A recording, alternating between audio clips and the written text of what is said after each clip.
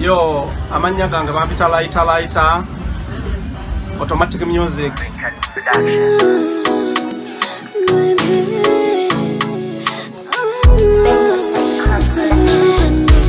Seguno muovere gogo, wekola bibyo. Seguno muovere gogo, wekola bibyo. Nali ndi awo olunaku lumu nga ntudde wange nenfuna essimu okuva producer omu o producer Bawa Kamilioni Kamilioni kasobola kuwulira Bawa yani nankubira naŋŋamba layita jangu waliwo kaddiiro naŋŋamba Bawa wampitidde kaŋŋende ewuwe osanga eriyo kaddiiro nenninnya kabooda awo neŋŋende wadigi Bawa nemusanga naŋŋamba layita nawo kaddiiro mbadde njagala okolera oluyimba ne Viola Nakitende naye buli kimu nze njala kikwasaganya mulira ne nkwata obusente bwange miliyoni ezo ekyo nazisirikana ku simu mobile money ngereeta amannya galabuzi wemmala osindika sente ezo zisirika musolesole nezigwayo nenzija ntukwata oluyimba ne Viola Nakitende pama okukwata oluyimba ne Viola Nakitende nensindika omuntu ne mugaa agenda ogambe Bawa buli kimu nkitegese tugende tukwate video. Bawa n'agamba omuntu nze layita tampakusa oba byebyo katujjemu eki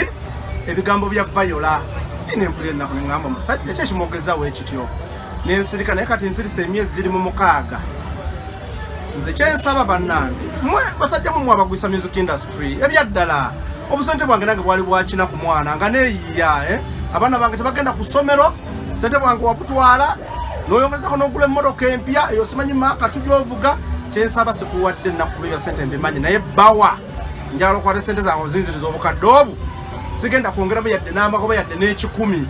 woonaaba tonziriza sente ezo wenkomawo mu paati 2 ngenda kwogera ensonga lwaki Viola Nakitende akoze era ngenda kwogera biki by'okozesa mu studio yo.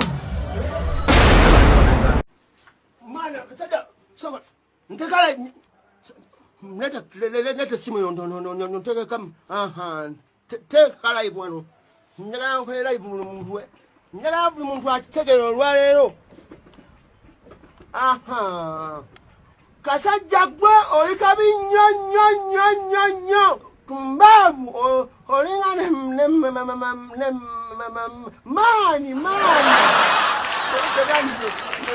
note waffe laba banaye muyinza kakwe mugana nge nsoka tasani kanuma laba olugalo lwolumye mwena mwetegereza laba olugalo alumye naye luno olugalo lwolumye olumanyi